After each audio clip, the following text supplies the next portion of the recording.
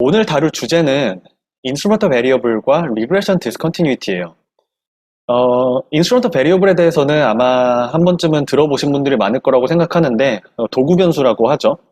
이 인스트루먼트 베리어블은 아마 가장 역사가 오래된 코잘 인퍼런스 방법론 중에 하나일 거예요. 그래서 이 인스트루먼트 베리어블도 굉장히 중요한데 오늘은 특히 이 인스트루먼트 베리어블이 뭔지에 대해서 기본적으로 살펴보고 더 나아가서 지금까지 계속해서 강조하고 있는 이 포텐셜 아웃컴 프레임워크 관점에서 이 인스트루먼트 베리어블을 어떻게 바라보고 또 어떻게 이해할 수 있을지를 집중적으로 조금 살펴보도록 할게요.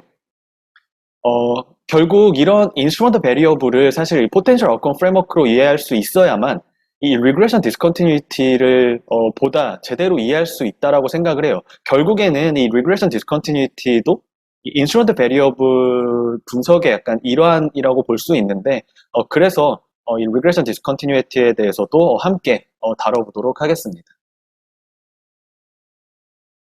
인스트루먼트 베리어블, 도구 변수죠.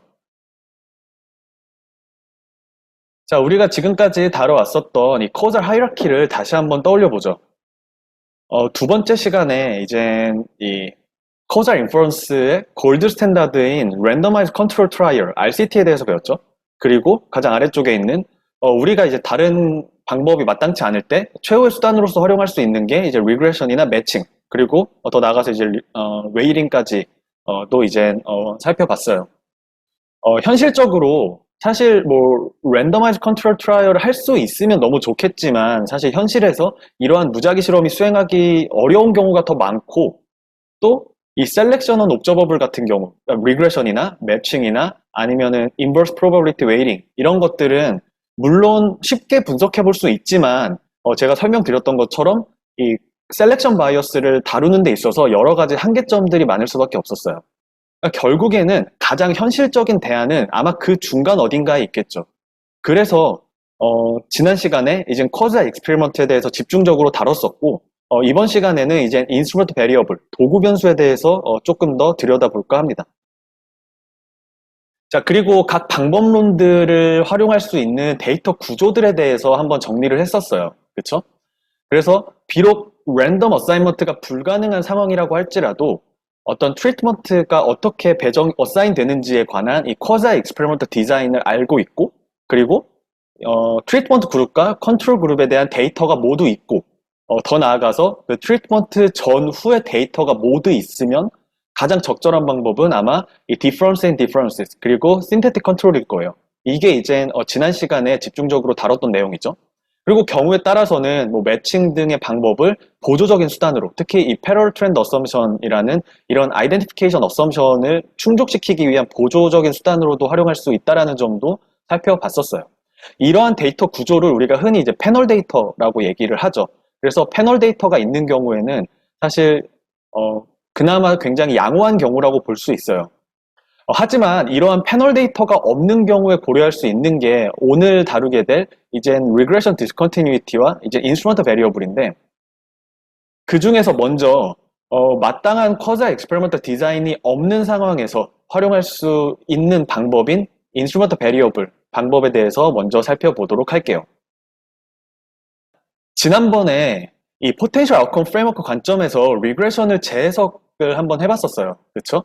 그리고 그때 이 리그레션의 결과를 인과관계로 해석하기 위한 조건으로서 이 컨디셔널 인디펜던스에 대해서 배웠었죠. 그렇죠? 특히 이 컨트롤 베리어블을 통해서 이 셀렉션 바이어스를 통제하고, 결과적으로는 이 컨트롤 베리어블이 있을 때 그 컨트롤 베리어블이 컨디셔닝 되어 있는 상태에서 이 트리트먼트 베리어블인 X와 에러 텀의 그 상관관계가 없어야 한다라는 조건이었죠. 그렇죠? 사실 직관적으로 생각해봐도 사실 이게 어느 정도 이해가 되는데, 우리가 이제 이 포텐셜 아웃컴 프레임워크 하에서 카운터 팩추얼과 컨트롤 그룹 간의 차이가 셀렉션 바이어스였잖아요. 그렇죠? 그러니까 카운터 팩추얼은 다시 말하면 이 트리트먼트 그룹에서 만약 트리트먼트가 없었을 때 있었을 그런 결과와 실제 트리트먼트가 없었던 컨트롤 그룹과의 차이가 셀렉션 바이어스였죠. 특히 관찰되지 않은 요인에 의한 셀렉션 바이어스는 리그레션으로 만약에 여러분들이 분석을 하게 되면 이러한 관찰되지 않는 셀렉션 바이어스는 전부 에러 텀에 담길 거예요. 그렇죠? 왜냐하면 에러 텀이라는 정의 자체가 그 결과에는 영향을 미치지만 우리가 관찰하지 않는 모든 요인들이 다 포함되는 거잖아요. 리그레션 분석에서. 그렇죠? 그래서 결국 이 셀렉션 바이어스가 리그레션에서 어떻게 포함되는지를 생각해 보면 이 셀렉션 바이어스라는 이 요인은 트리트먼트를 받았는지 안 받았는지에 따라 다른 거잖아요. 그 차이잖아요. 그렇죠? 근데 그 요인이 에러텀에 들어가 있어요. 그러면 그 에러텀은 당연히 이 트리트먼트의 여부와 관계가 있겠죠. 셀렉션 바이어스가 포함되어 있으니까. 그렇죠? 그래서 이 리그레션에서의 셀렉션 바이어스는 결국 이 트리트먼트 베리어블인 X와 에러텀 간의 상관관계의 형태로 나타나고 결과적으로 이러한 상관관계가 없어야 우리가 이제 리그레션에서의 코이피션트 결과를 인과관계로 해석할 수 있다라고 이제 정리를 했었어요. 그래서 이걸 다시 한번 복습 차원에서 상기해보고 시작하도록 할게요. 이런 관계를 도식화해보면 이제 다음과 같겠죠. 트리트먼트 베리어블과 에러텀이 익소지너스 해야 해요. 그 결과를 코저 이펙트로 해석하기 위해서는. 하지만 그렇지 못하기 때문에 인과관계를 추론하는 게 어렵고 우리에게 이젠 이슈가 되는 거겠죠. 그쵸? 근데 아마 그러니까 이게 이제 익소지너스 해야 하는데 그 반대니까 이제 인도지너스 한 거죠. 그러니까 인도지너스 하니까 이제 문제가 되는 거예요. 그리고 그걸 해결하기 위해서 이제 도구 변수를 고려를 하는 건데 근데 아무리 트리트먼트 베리어블이 인도지너스 해도 100%다 에러텀과 100% 코릴레이션이 있진 않겠죠. 그쵸? 100% 코릴레이션 사실 말이 안 되죠. 이 에러텀이랑 완벽하게 똑같은 변수라는 거니까. 그러니까 결국에는 이 트리트먼트 베리어블이 아무리 인도지너스 하더라도 이 트리트먼트 베리어블에서 에러텀과 상관관계를 갖는 인도지너스한 부분과 상관관계를 갖지 않는 익소지너스한 부분이 모두 이렇게 한데 섞여 있겠죠. 그쵸? 그리고 결국에는 거기서 인도지너스한 부분이 이 셀렉션 바이어스에 해당하는 거고 그게 이제 코자 인퍼런스의 문제가 되는 부분이고 반대로 익소지너스한 부분은 이제 코자 인퍼런스에 충분히 활용할 수 있는 부분이겠죠. 이거를 감안해 보면 만약에 통계적으로 우리가 이 트리트먼트 베리어블에서 인도지너스한 파트와 익소지너스한 파트를 만약에 구분해낼 수 있다면 충분히 인도지네이티 문제를 해결함으로써 코자 인퍼런스를 할 수 있지 않을까요? 바로 이러한 목적에서 나온 통계적인 도구가 인스트루먼트 베리어블, 도구 변수라고 부르는 변수예요. 트리트먼트 베리어블이 있을 때 이 에러텀과 상관관계가 갖는 인도지너스한 부분이 있을 테고 익소지너스한 부분도 있을 거예요. 그래서 이거를 통계적으로 구분해보자, 도려내보자 라고 하는 게 이제 도구 변수의 기본 아이디어예요. 그러니까 이게 왜 도구 변수라고 불리는지 알겠죠? 말 그대로 도구적인 역할을 수행하는 거죠. 그래서 만약에 이러한 어떤 인스트루먼트 베리어블, 도구 변수가 있어서 이러한 도구 변수를 활용해서 먼저 이 트리트먼트 베리어블에서 익소지너스한 부분을 예측하고 그러면 예측되지 않는 부분은 인도지너스한 부분만 남겠죠. 그쵸? 그래서 이렇게 익소지너스한 부분과 인도지너스한 부분을 이렇게 구분해낼 수 있다면 그 다음에 이제 구분한 다음에 그걸 이제 잘만 활용을 하면은 아웃컴에 미치는 인과적인 효과를 충분히 추론할 수 있겠죠. 그쵸? 이게 인스트루먼트 베리어블, 도구 변수 분석의 가장 기본 전략이에요. 그러니까 그 도구 변수의 아이디어 자체는 사실 굉장히 심플하다고 볼 수 있어요. 그런데 이제 이런 관점에서 보면 도구 변수의 아이덴티피케이션 어썸션도 그러니까 도구 변수가 갖춰야 할 조건도 사실 좀 더 분명해질 수 있죠. 첫 번째로 우리가 생각해 볼 수 있는 도구 변수의 조건은 이 원인 변수를, 그러니까 도구 변수는 당연히 지금 목적 자체가 이 트리트먼트 베리어블에서 어떤 익소지너스한 부분을 예측하고 나머지 인도지너스한 부분을 이제 발라내고자 하는 거니까 기본적으로는 도구 변수는 그 트리트먼트 베리어블을 설명할 수 있어야겠죠. 그쵸? 이건 가장 기본적인 조건일 거예요. 그거를 이제 우리는 흔히 이 렐러번스라고 불러요. 그리고 두 번째 조건은 지금 도구 변수를 통해서 에러텀과 상관관계를 갖지 않는 익소지너스한 부분만을 예측할 수 있는 도구를 활용해야 지금 이 목적이 충족하는 거잖아요. 그쵸? 그래야 이 도구 변수로 설명되지 않는 부분이 이제 셀렉션 바이어스에 해당하는 인도지너스한 부분이 되겠죠. 그쵸?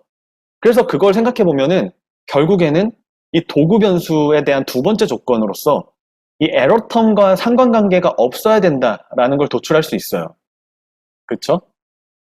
그리고 조금 더 이걸 이제 설명하기 위해서 일반적으로 이제 이러한 조건을 세부적으로 두 조건으로 이렇게 세분화하기도 하는데, 통계적으로는 사실 같은 의미예요. 사실 이 통계적으로는 같은 의미지만 이거를 조금 이론적으로 관계를 이해하는 데 있어서 이렇게 세분화하면은 조금 유리한 점이 있어서 보통 이렇게 세분화를 많이 하는데, 세분화할 때 첫 번째는 exclusion restriction이라는 가정은 그 도구 변수가 아웃컴에 영향을 미치긴 해야 돼요. 도구 변수가 아웃컴에 영향을 전혀 못 미치면은 그거는 도구 변수로서의 역할을 못 해요. 하지만 도구 변수는 아웃컴에 영향을 미쳐야 되는데 단 트리트먼트 베리어블을 통해서만 아웃컴에 영향을 미쳐야 된다는 거예요. 여기서 보면 결국 이 도구 변수는 이렇게 트리트먼트 베리어블에 영향을 미치고 그걸 통해서만 이렇게 아웃컴에 영향을 미쳐야 된다는 거죠. 이게 exclusion restriction이에요. 예를 들어서 이런 트리트먼트 베리어블을 통해서 가는 경로 말고 그냥 다른 채널로 인스트루먼트 베리어블이 이렇게 아웃컴에 직접적으로 영향을 주는 트리트먼트 베리어블과 상관없이 이러한 경로가 있으면 이건 exclusion restriction에 위배되는 경우죠. 그래서 이런 경우가 없어야 된다라는 거고, 두 번째 exogenate 컨디션은 그러니까 도구 변수가 우리가 지금 관심 있는 아웃컴에 대해서 어떠한 컨파운더, 그러니까 교란 요인도 갖지 않아야 된다라는 거예요. 그러니까 무슨 말인가 하면은 예를 들어서 어떤 교란 요인이 있어서 만약에 이게 이렇게 어떤 인스트루먼트 베리어블에도 영향을 미치고 아웃컴에도 영향을 미치는 게 변수가 있다면은 결국에는 인스트루먼트 베리어블은 트리트먼트 베리어블에서 엑소지너스한 부분만 설명을 하려고 하지만 결국 인스트루먼트 베리어블에 아웃컴과 관련된 어떤 셀렉션 바이어스가 껴있기 때문에 그 역할에 충실하지 못하는 거죠. 그래서 이러한 어떤 인도지너스한 부분이 없어야만 인스트루먼트 본연의 목적을 할 수 있는 거예요. 그쵸? 그래서 이걸 이제 익소지네이티 컨디션이라고 부르고, 그래서 이게 이제 어떤 요인이 영향을 미칠 수 있을지를 설명하기 위해서 이렇게 exclusion restriction과 exogenity라고 구분을 하긴 하지만 통계적으로는 아까 말씀드렸던 대로 결국에는 이 에러 텀과 이 도구 변수가 이제 상관관계가 없어야 된다라는 형식으로 이제 나타나게 될 거예요. 그래서 일단은 물론 이런 조건을 성립하는 적절한 도구 변수를 찾는 것 자체가 일단 쉽진 않지만 우선 도구 변수를 통해서 어떻게 인과 추론을 하는지를 설명하기 위해서 이런 조건이 성립하는 도구 변수가 일단 있다고 가정을 할게요.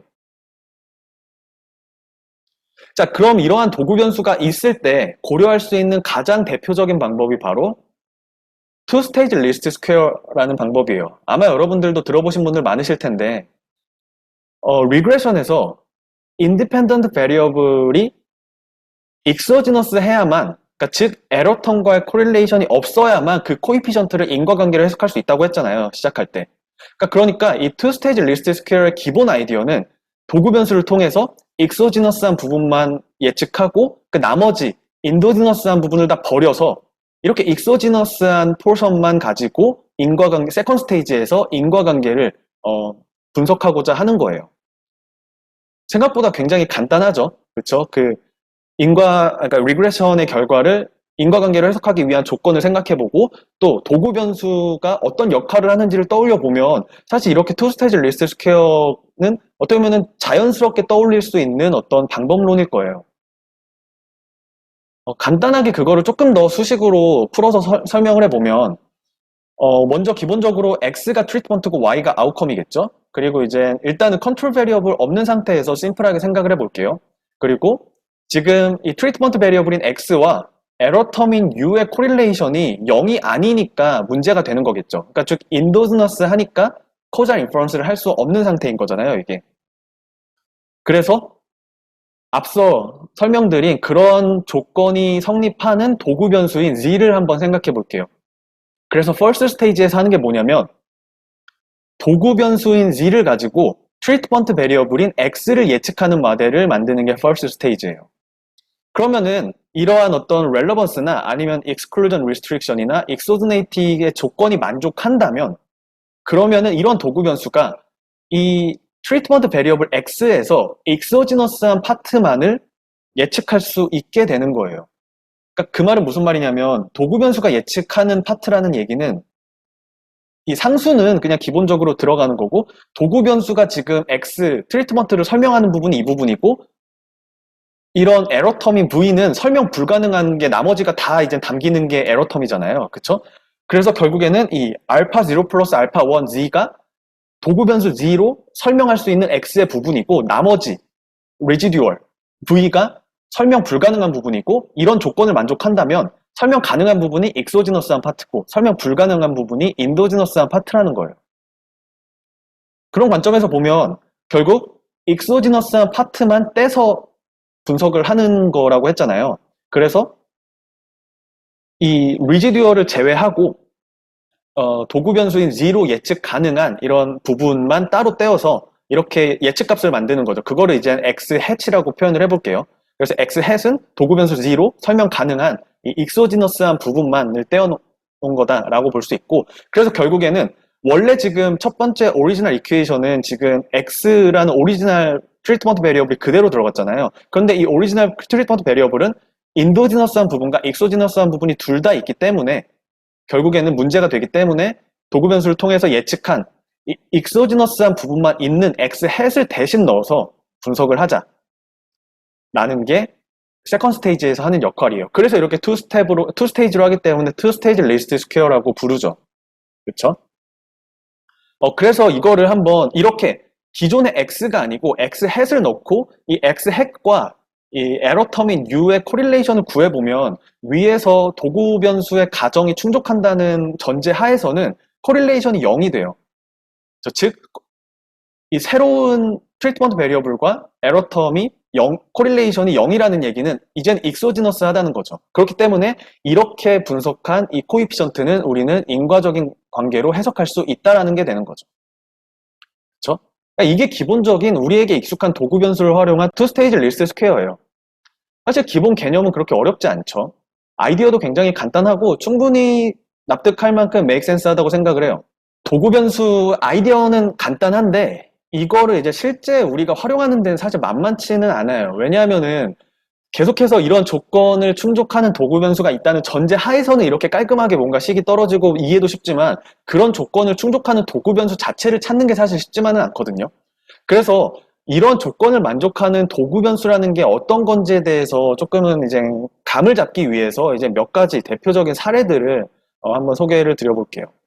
이제 지난번에 한번 간단하게 그 포텐셜 아웃컴 프레임워크 하에서 어떤 커즈와 익스페리먼트 디자인을 소개할 때 소개를 했었던 사례이기도 한데 사회 제도와 그리고 이제 경제 성장 간의 관계예요. 도구 변수를 설명할 때 가장 먼저 드는 예시이기도 하고 개인적으로 이제 어떤 이런 도구 변수 활용의 가장 정석이라고 볼 수 있어요. 그래서 이제 아래 인용하고 있는 이 두 논문에서는 자본주의 제도의 핵심이죠. 사유재산 제도와 그리고 계약 제도가 경제 성장에 미치는 영향을 이제 분석을 하고 있는 연구예요. 그래서 뭐 사유재산 제도는 뭐 여러분들 당연히 뭐 잘 아시는 것처럼 뭐 개인의 재산에 대해서 어떤 뭐 침해를 방지하고 또 뭐 정부가 개인 재산을 이렇게 마음대로 뺏는 것처럼 이렇게 공적 권리를 남용하는 것을 방지하는 제도죠. 그리고 이제 계약 제도 같은 경우는 타인이나 뭐 기관 간의 어떤 계약을 하는 데 있어서 계약의 부정을 막고 또 계약이 법적으로 계약이 되면 그거를 제대로 이행할 수 있도록 강제하기 위한 여러 가지 법 제도나 체계 같은 것들이 있겠죠. 이런 것도 결국에는 이 자본주의에서의 여러 시장 경제를 지탱하는 굉장히 중요한 사회 제도죠. 그런데 이러한 관계를 데이터를 통해서 분석하는 게 굉장히 어려운 이유는 여러분들도 짐작을 하시겠지만 이 경제 성장에 영향을 미치는 요인에는 너무나도 많은 요인이 있어요. 그리고 우리는 그런 모든 요인을 다 관찰할 수 없죠. 그리고 경제 성장에 영향을 미치는 이러한 요인들은 뭐 우리가 알 수 없는 어떤 이유에서건 우리 사회의 제도와 관련이 있을 수밖에 없어요. 어떤 경로를 통해서든. 그러니까 이제 선택 편향이 존재하고 어쩌면은 이런 내생성, 인도지네이티 문제가 존재를 하는 경우죠. 그렇기 때문에 사실 이런 사회제도의 중요성은 뭐 오래전부터 계속해서 이제 중요성을 알아왔지만 이거를 데이터를 통해서 코잘 인퍼런스를 통해서 이런 인과적인 효과를 검증하는 거는 비교적 최근까지도 거의 불가능했던 영역이었어요. 그리고 이러한 연구들이 어떻게 보면은 이러한 제도의 중요성, 특히 경제 성장에 있어서 중요성에 대해서 데이터 분석을 통해서 처음으로 어떤 코잘 이펙트를 실증한 연구로서 굉장히 큰 의의를 지니고 어떻게 보면은 이러한 어떤 신제도 경제학이라는 어떤 이러한 새로운 분야를 개척한 뭐 브레이크스루라고도 볼 수 있죠. 근데 굉장히 참신한 도구 변수를 활용을 하고 있어요. 예를 들어서 지금 이 프로퍼티 라이트 사유재산 제도를 설명하는 데 있어서 지금 도구 변수를 뭘 활용했냐면 거의 15세기, 16세기 이때 이제 유럽의 제국주의 시절에 그 침략국의 식민지에서의 사망률과 그리고 그 당시 식민지에서의 인도 밀도를 활용을 하고 있어요. 그러니까 거의 이 1990년대의 경제 성장을 설명하기 위해서 몇백 년 전에 어떤 제국주의 시절의 데이터를 활용하고 있는 셈이죠. 여기서의 아이디어는 어떻게 보면 제국주의 당시의 식민지 지배 전략이 지금의 많은 국가들의 사회제도의 근간을 이루고 있다라는 게 기본 아이디어예요. 그래서 예를 들어서 뭐 사유재산권에 대한 도구 변수로 지금 침략국의 식민지에서의 사망률과 식민지 인구 밀도를 활용하고 있잖아요. 그러니까 그 말은 유럽 국가들이 식민지를 지배를 하는 그런 정책이 그 식민 국가에서의 어떤 환경에 따라서 굉장히 달랐다라고 하는 거예요. 그래서 뭐 예를 들어서 특정 국가들에서는 각종 풍토병으로 인해서 사실 굉장히 이제 사망률도 높았고 또 어떤 국가에서는 상대적으로 정착이 용이했고 이런 차이가 있었다는 거죠. 그래서 식민지에서의 사망률이 높을수록 그곳에 정착해서 살면서 그 당시에 상대적으로 발전돼 있었던 그런 유럽 국가에서의 사회제도를 이렇게 도입하고 그 지역을 발전시키기보다는 그저 그 식민지에서 현지 주민들을 착취하고 부유한 자원을 이렇게 약탈하는 방향으로 식민 전략이 이루어졌기 때문에 그만큼 그 나라에서 사유재산권이 발전할 여지가 그만큼 부족했다라는 거예요.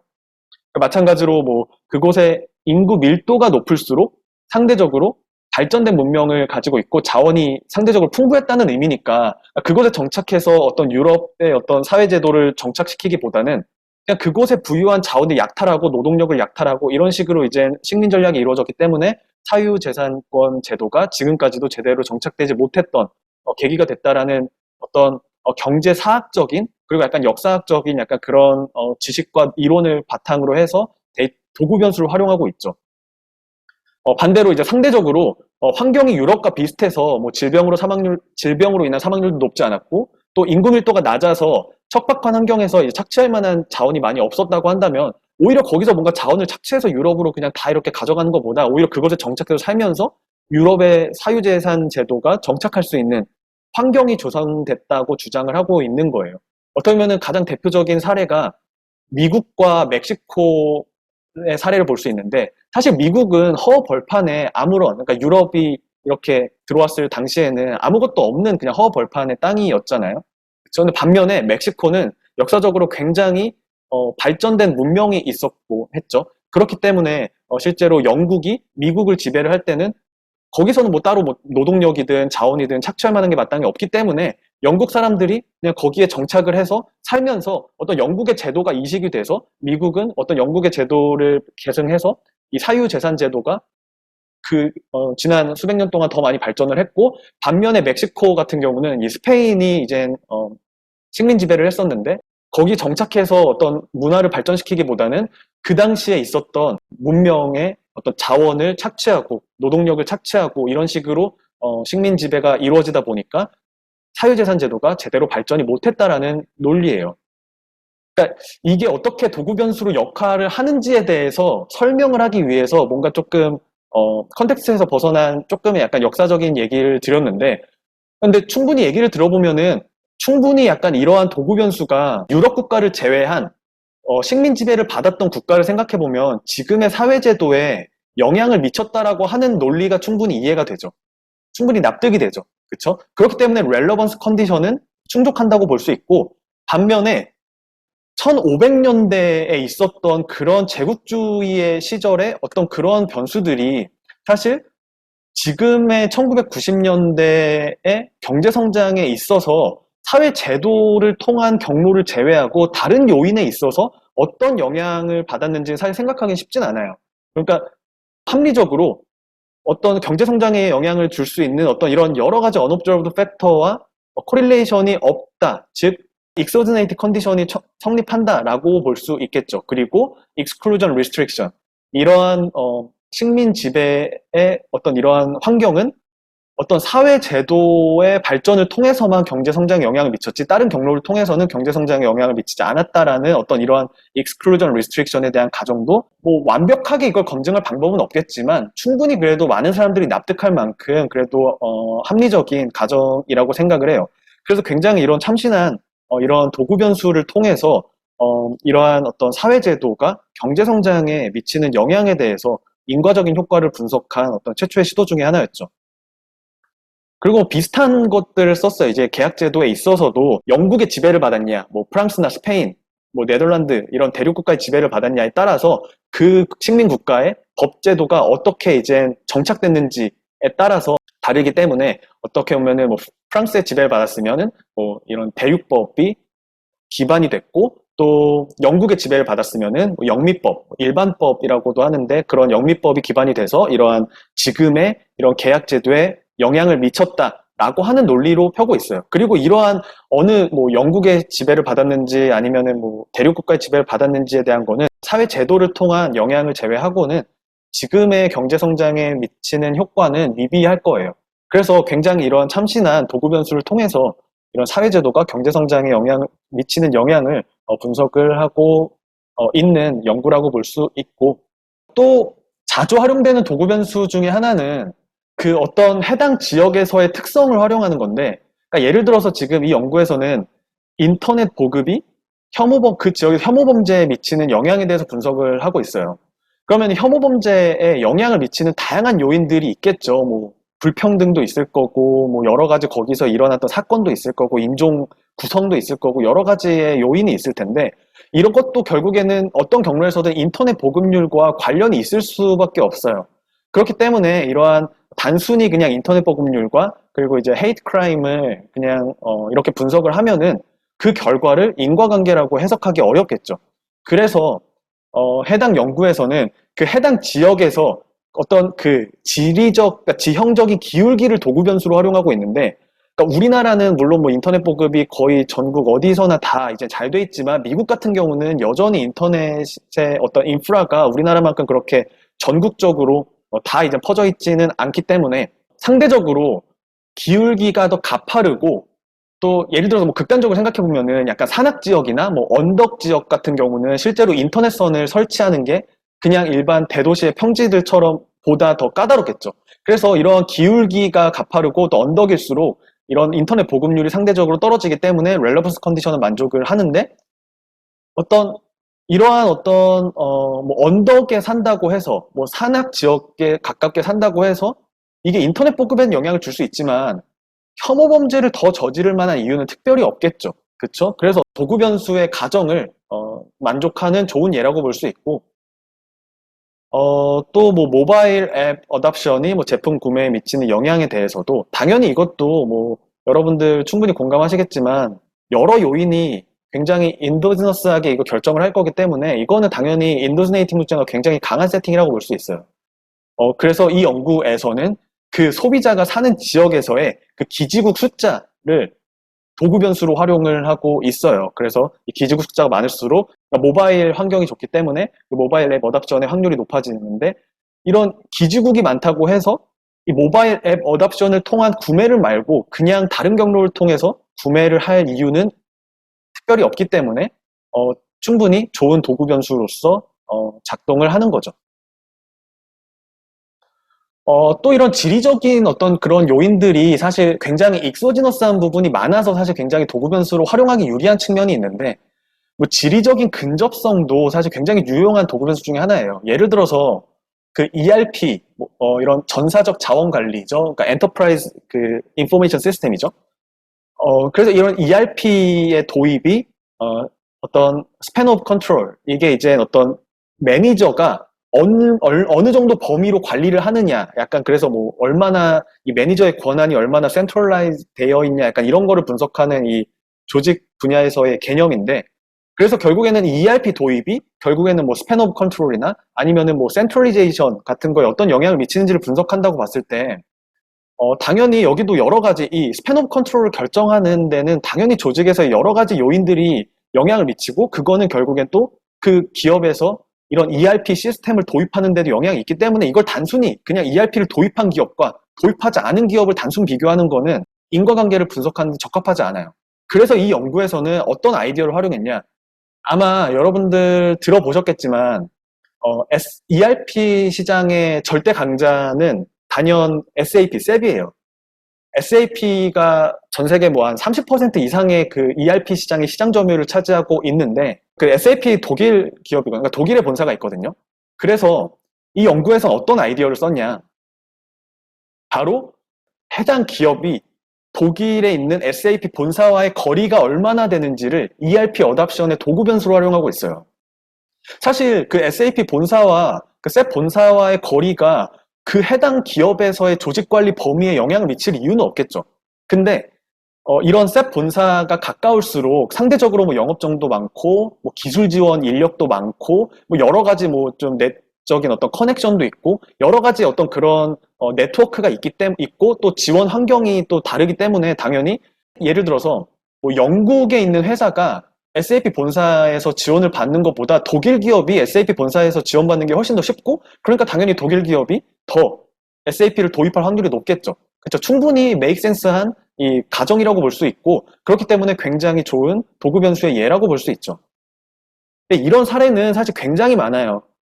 뭐 예를 들어서 프로테스탄티즘이죠. 그러니까 개신교죠. 그러니까 종교. 그 개신교가 경제 성장에 미치는 영향에 대해서 보면은 이것도 당연히 너무나도 이런 종교나 경제 성장에 영향을 미치는 요인이 너무 많고 이런 것들이 다 이제 셀렉션 바이어스를 야기하기 때문에 당연히 이것도 단순하게 생각하면 그 국가에서의 개신교의 어떤 신자 비율을 놓고 경제 성장을 놓고 단순히 리그레션을 할 수 있을 것 같지만 그렇게 해서는 인과 추론을 할 수 없다는 거 이제 여러분들 충분히 공감되시죠?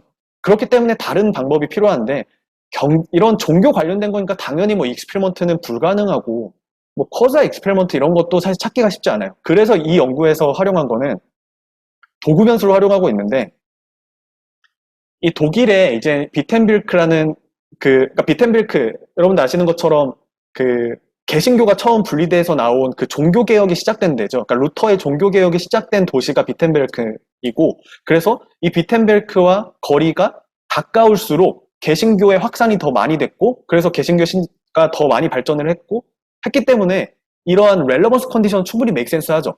하지만 이 독일의 비텐빌크라는 작은 도시에서의 거리가 지금의 경제 성장에 이러한 개신교를 통한 루트 말고 다른 경로로 영향을 미치는 거는 생각하기 쉽지 않죠. 그러니까 이것도 굉장히 참신하고 좋은 도구 변수라고 볼 수 있어요.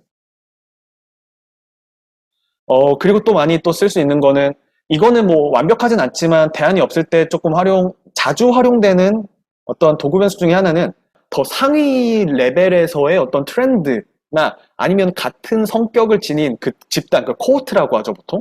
그래서 그런 더 상위의 어떤 그 더 큰 집단에서의 트렌드를 도구 변수로 활용하는 경우도 굉장히 많아요. 뭐 예를 들어서 국가 전체에서의 어떤 그런 인플로이먼트 트렌드를 도구 변수로 활용해서 어떤 특정 지역에서의 언임플로이먼트 레이트를 이렇게 분석을 한다거나 아니면은 어떤 모바일 이 로열티 프로그램 있죠. 뭐 포인트 카드라든지 이런 것들 어답션을 설명하기 위해서 실제로 그 소비자의 코호트, 그러니까 뭐 같은 나이대에 같은 지역에 살고 약간 이런 집단을 코호트라고 하는데 그런 코호트에서의 5G 어답션은 직접적으로 그 사람이 실제로 그 로열티 포인트를 얼마나 썼는지에 관련은 없을 수 있지만 어떤 그 소비자가 그 코호트 내에서의 어떤 그 트렌드를 공유하고 있기 때문에 이 모바일 로열티 프로그램 어답션에는 영향을 미칠 수 있다라고 생각해 볼 수 있겠죠. 그래서 물론 앞선 사례들만큼 완벽한 도구 변수라고 할 수는 없지만 그래도 굉장히 구하기가 쉽기 때문에 이러한 어떤 뭐 매크로 레벨의 트렌드나 아니면 코호트에서의 트렌드도 자주 활용되는 도구 변수의 유형 중에 하나예요. 그 마지막으로 또 유용할 수 있는 게 이 약간 뭐 소셜 네트워크라든지 이렇게 네트워크를 구성할 수 있는 상황에서는 이런 도구 변수를 구하는 게 상대적으로 좀 쉬운데 바로 이 네트워크 상에서 나랑 링크되어 있는 그런 동료가 처한 환경을 활용하는 거예요. 그러니까 예를 들어서 이 연구에서는 SNS 상에서 친구가 러닝을 하면은 그게 과연 그러니까 내가 달리는데 어떤 전염 효과가 있는 건지. 그러니까 이거는 코잘 이펙트죠. 그러니까 내 친구가 SNS에서 뛰네? 그러니까 그걸 보고 나도 뛰어야겠다라고 이렇게 생각을 하는 건데, 이것도 결국에는 제가 첫 번째 시간에 말씀드렸던 것처럼 이거를 분석하는 게 그렇게 스트레이트 포워드하지 않은 이유는 네트워크상에서는 호모필리라는 게 존재하기 때문에 어떤 특성의 유사성, 취향의 유사성에 어떤 코릴레이션이 섞여 있기 때문에 이거는 단순히 분석하는 거는 이 코잘 이펙트를 분석하는데 쉽지 않다는 거 여러분들 어느 정도 공감을 하시죠? 그래서 이 연구에서는 어떤 전략을 활용을 했냐? 바로 그 친구가 사는 지역에서의 날씨를 활용했어요. 예를 들어서 제가 서울에 있고 부산에 친구가 있다라고 하면 SNS로 친구가 이제 관계가 이제 성립이 돼 있다고 하면은 만약에 부산에서 비가 온다면은 그 친구는 밖에서 이제 달리기를 하지 않겠죠. 하지만 부산에서의 날씨가 서울에 있는 저에게 영향을 미칠 이유는 별로 없잖아요. 그렇죠? 근데 부산에서 비가 오기 때문에 그 친구가 러닝을 하지 않았고, 그게 이젠 이렇게 나에게 영향을 미쳤다면, 그거는 그 친구의 러닝의 코잘 이펙트라고 볼 수 있겠죠. 그러니까 이런 식으로 약간 네트워크상에서의 친구의 어떤 특성? 뭐 이런 것들을 되게 창의적으로 활용하는 방법도 굉장히 많이 활용돼요. 그래서 네트워크가 있는 세팅에서 이 도구 변수를 찾는 게 굉장히 유리한 측면이 많아요. 뭐 예를 들어서 또 내 친구가 어떤 뭐 인스타그램이든 어디서든 뭐 식당에서 좋아요를 누르거나 아니 식당을 태그하거나 뭐 이렇게 했어요. 거기 식당을 체크인을 하는 게 과연 내가 거기를 방문하는데 코잘 이펙트가 있는지, 그 친구가 추천을 해서 내가 거기를 간 건지, 이런 걸 분석하는 데 있어서 이것 단순히 호모필리 때문에 단순하게 이렇게 분석을 할 수는 없죠. 그래서 여기서 어떻게 활용했냐? 바로 그 친구의 친구의 체크인을 도구 변수로 활용했어요. 당연히 그 친구의 친구는 그 친구한테 친구지만 저한테는 남이에요. 그렇죠? 모르는 사람이죠. 그러니까 그 친구의 친구가 체크인을 했다고 해서 저한테 영향을 미칠 리는 없겠지만, 그 친구의 친구가 체크인을 했기 때문에 그 친구한테는 영향을 주고, 그래서 나한테 영향을 줬다면은 그 친구의 어떤 그런 체크인이 나에게 인과적인 효과를 줬다고 볼 수 있겠죠. 그러니까 이런 식으로 이 네트워크를 활용하는 것도 굉장히 좀 유용한 어떤 도구가 될 수 있다. 이거는 이제 또 소개를 드리고, 조금 감을 잡기 위한 목적으로 제가 이제 몇 가지 유형을 묶어서 소개를 드렸지만, 사실 이런 인스트루먼트 베리어블, 도구 변수는 그 컨텍스트에 따라서 굉장히 다르고 굉장히 다양해요. 그래서 뭔가 딱 이렇게 정리를 할 수 있다기보다는 여러 가지 컨텍스트에서 여러 가지 사례들을 계속해서 접하면서 이러한 특성의 변수들이 도구 변수로 활용할 수 있겠구나라는 걸 감을 키우는 게 아마 중요하지 않을까 생각을 합니다.